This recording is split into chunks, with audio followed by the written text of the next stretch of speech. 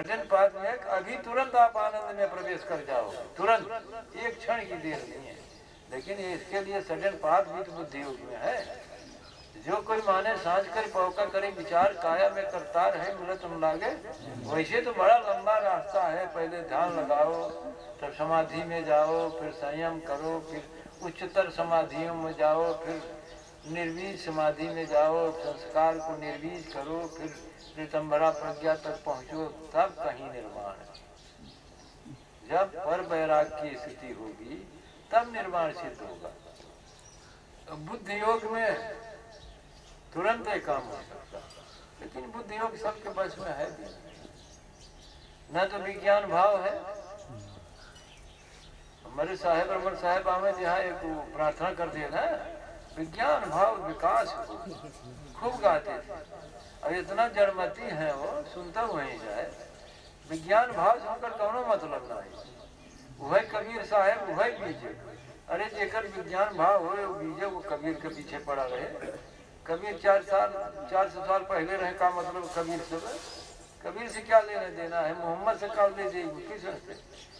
क्या राम से लेना देना है? अरे यार लेवत देवत बताओ। वर्तमान में कबीर को ठहरा ही नहीं सकते। और कबीर खुद ही कह रहे हैं, पशु पक्षी और कीट पतंगा सार शब्द है, वो तो कहते हैं सब में है। तो कबीर तो सब में हुए ना, कबीर तो सब में हुए ना। देखो भजन सुनता ना है, सब गोविंद है, सब गोविंद। तो कहाँ किशन गए हैं? सब गोविंद है। तो किशन तो अभी यही है। अब जो नहीं समझता वो ठहराएगा तो 5000 साल पहले हुए थे ना। नहीं, सब गोविंद है। घटपट अंतर सर्व निरंतर एक ही देव मुरारी, वही है और कुछ नहीं है, अभी भी वही है। तो आप कहीं शरीर को इशारा करते हैं तो उसका समाधान दिया है। क्या समाधान दिया? वह विग्रह जिसे आप कृष्ण का विग्रह कहते हैं, वो मनुष्य शरीर नहीं थी, वो चिदानंदमय देह तुम्हारी विगत विकार जाने अधिकारी। नहीं समझ रहे? वह शरीर नहीं है मनुष्य शरीर, लीला बबू है ना। फिर भी कह रहे हैं चिदानंदमय देह तुम्हारी विगत। वो पंच तत्वों से निर्मित शरीर नहीं है कृष्ण की, राधा की। ये बेवकूफ लोग बताते हैं, और जो नहीं समझते उन्हें कुछ पता नहीं। कृष्ण को अरे वो चिदानंद शरीर है, पंच तत्वों से निर्मित नहीं है। कहाँ कौन कहता है? सीधे सीधे करें चिदानंद में दे तुम्हारी विकट विकार जान। वो न चित्त से निर्मित है, न वहाँ बुद्ध अंतःकरण भी नहीं है। पंच तत्व, 5 तत्व, गुण 3 इनसे निर्मित नहीं है। वो चिदानंदमय शरीर है। कौन होती है चिदानंदमय शरीर?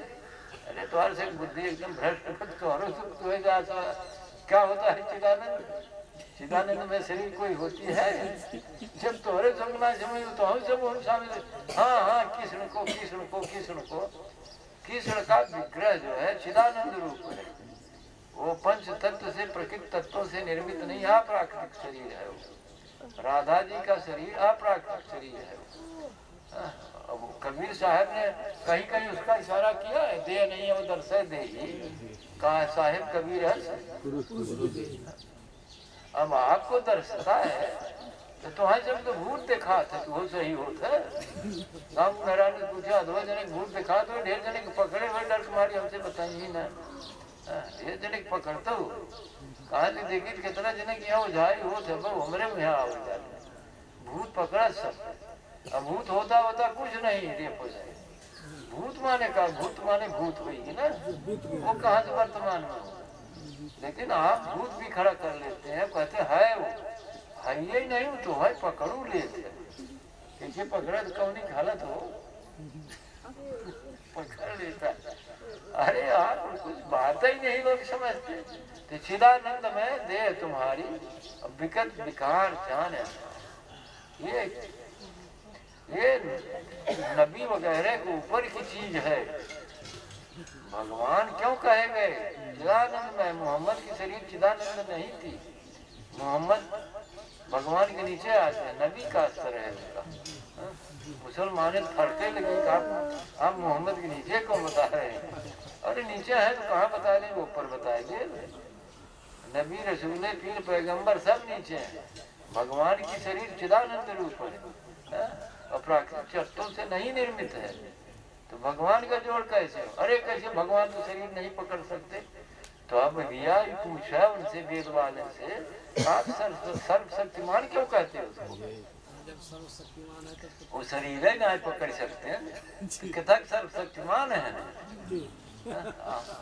शब्द में तो नहीं तो क्या कुरान में नहीं लिखा है सर्वशक्तिमान? लिखा है साफ साफ।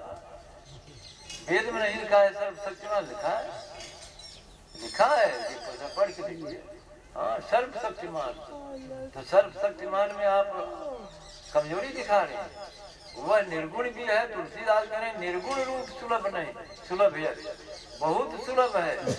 और सगुण ज्ञान नहीं कोई, सुगम अगम नाना शरीर मुनि शून्य मुनि मन भ्रम होय। ये कठिन मामला है सगुण को समझना। अरे कैसे वो सर्वशक्तिमान ने तो कहे नहीं, मुसलमानों ने सब तोड़ दिया। देखिए मुसलमानों ने नहीं, तो औरंगजेब कोई मुसलमान थोड़े थे, ये धोखा है। अकबर कोई मुसलमान था? अरे मुसलमान मोहम्मद साहब थे। आप कहे मोहम्मद साहब कितनी मूर्ति तोड़ते रहे? कहना है वो जितनी मूर्तियां रही उठाई फेंकते हैं मोहम्मद साहब। काब रही मूर्तियां, काबा में क्या है आप जानते हैं? देखा हुए पूछ लेना। काबा तक तो शिव की पूजा होती थी। अरे आप जरा वैष्णव संस्कृति को समझिए। वो जो है शालिग्राम जो है प्राण प्रतिष्ठा के बाद वही शालिग्राम, वही विठ्ठल भगवान, वही मूर्तियां उनसे प्रकट होकर बात करती थी। माने कितनी बड़ी अद्भुत साधन भूमिका है कि जड़ में चेतन का हिसाब है। अभी जग्गी गुरु ने बनाया है वो ध्यान लिंगम, उन्होंने एक अद्भुत प्रयोग किया है। तो उन्होंने अब कितना सही कितना गलत, उन्होंने भी यही काम किया है, प्राण प्रतिष्ठा किया है, प्राण प्रतिष्ठा किया। वो जो जिस विग्रह में प्राण प्रतिष्ठा करने में आप सक्षम हो गए, तो वो विग्रह जड़ नहीं है, वो चैतन्य हो गया। और बिना प्राण प्रतिष्ठा के पूजा का कोई विधान नहीं है। न तो सब लोग प्राण प्रतिष्ठा कर ही सकते, यहाँ भेद ये छिपा हुआ है। जय पंडित जी आए तो वो श्लोक पढ़े ना, तो प्राण प्रतिष्ठा ऐसे होती नहीं। जग्गी गुरु को प्राण प्रतिष्ठा करने में प्राण जाते जाते बचा, प्राण जाते जाते बचा। शायद उनकी पत्नी का तो सही नहीं पता नहीं, वो तो पहले जा चुकी थी सर, पहले जा चुकी। तो भाई जिस विज्ञान को हम नहीं समझते हैं ना, वो बेकार है ना, बेकार है। नहीं समझ में आए तो बेकार है, नहीं से तो वैसे भैया आप समझने की कोशिश करिए। समय आपका खत्म हुआ।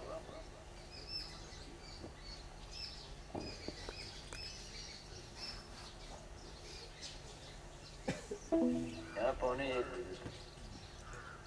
कोई विशेष बात हो तो बताइए।